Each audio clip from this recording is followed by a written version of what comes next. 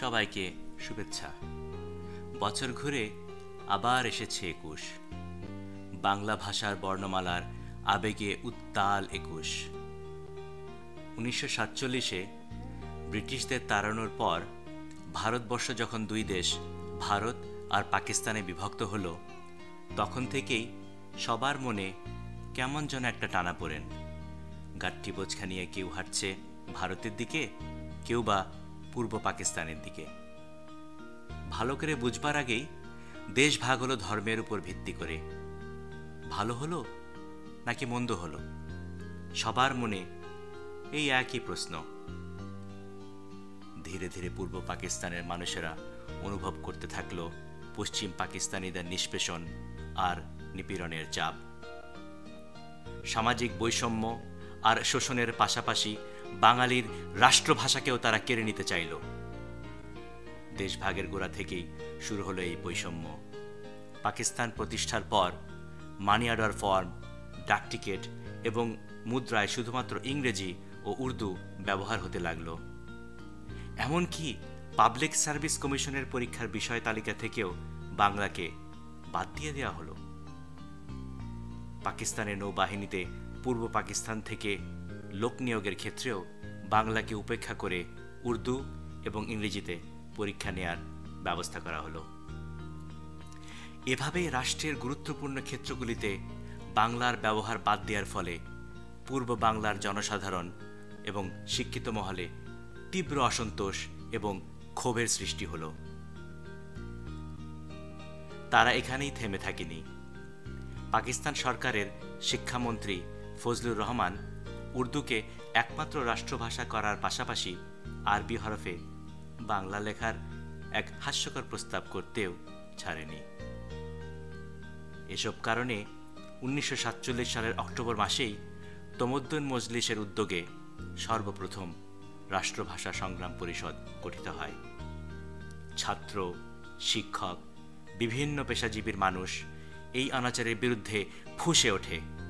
রাস্তায় রাস্তায় বিক্ষোভ আর মিছিলের কারণে অসংখ্য ছাত্র এবং সাধারণ মানুষ গ্রেফতার হতে থাকে। ১৯৪৮ সালের ২১শে মার্চ ঢাকার রেসকোর্সের ময়দানের এক জনসভায় পাকিস্তানের গভর্নর জেনারেল মোহাম্মদ আলী জিন্নাহ ঘোষণা করলেন, Let me make it very clear to you, leave no doubt that the state language of Pakistan is going to be Urdu and no other language. অর্থাৎ উর্দু এবং কেবলমাত্র উর্দুই হবে পাকিস্তানের একমাত্র রাষ্ট্রভাষা। কত বড় স্পর্ধা! প্রতিবাদী বাঙালিরা কিছুতেই মেনে নিতে পারল না তাদের উপরে অন্যের ভাষা চাপিয়ে দেওয়াটা। শুরু হলো প্রতিবাদ আর আন্দোলন। উর্দু বাংলা বিতর্ক আরও তীব্র হলো যখন জিন্নাহর উত্তরসূরি গভর্নর জেনারেল খাজা নাজিমুদ্দিন ১৯৫২ সালের ২৭শে জানুয়ারি এক ভাষণে আবার উর্দুকে রাষ্ট্রভাষা করার জন্য সংকল্প ব্যক্ত করলেন। এর প্রতিবাদে ২১শে ফেব্রুয়ারি সারা দেশে হরতাল ডাকা হলো। কিন্তু পাকিস্তান সরকার তা সহ্য করবে কেন? তারা ঠিক আগের দিন ২০শে ফেব্রুয়ারি ১৪৪ ধারা জারি করে সকল ধরনের সভা সমাবেশ, মিটিং, মিছিল নিষিদ্ধ ঘোষণা করল। কিন্তু এদেশের দামাল ছেলেরাই বা তা মানবে কেন? ২১শে ফেব্রুয়ারি সকালবেলায় ছাত্ররা ১৪৪ ধারা ভঙ্গ করে ঢাকা মেডিকেল কলেজের সামনে জড়ো হতে শুরু করল। সেখান থেকে তারা প্রাদেশিক অ্যাসেম্বলি ভবনের দিকে অগ্রসর হতে শুরু করলো। পুলিশ প্রথমে তাদের লাঠিচার্জ করে ছত্রভঙ্গ করার চেষ্টা করলো। তাতেও যখন কাজ হলো না, তখন তারা নির্বিচারে গুলি বর্ষণ করলো।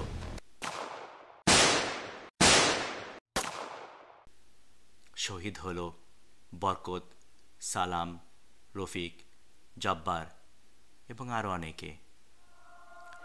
এই ঘটনার প্রতিবাদে ছাত্রদের পাশাপাশি সাধারণ মানুষ প্রতিবাদ জানাতে পরের দিন ২২শে ফেব্রুয়ারি পুনরায় রাজপথে নেমে আসে। তারা ঢাকা মেডিকেল কলেজের হোস্টেল প্রাঙ্গণে শহীদদের জন্য গায়েবী জানাজার আয়োজন করে।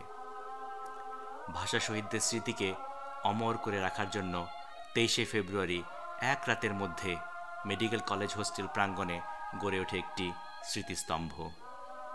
এটাই ছিল আমাদের প্রথম শহীদ মিনার, যা সরকার 26শে ফেব্রুয়ারি একেবারেই গুঁড়িয়ে দেয়।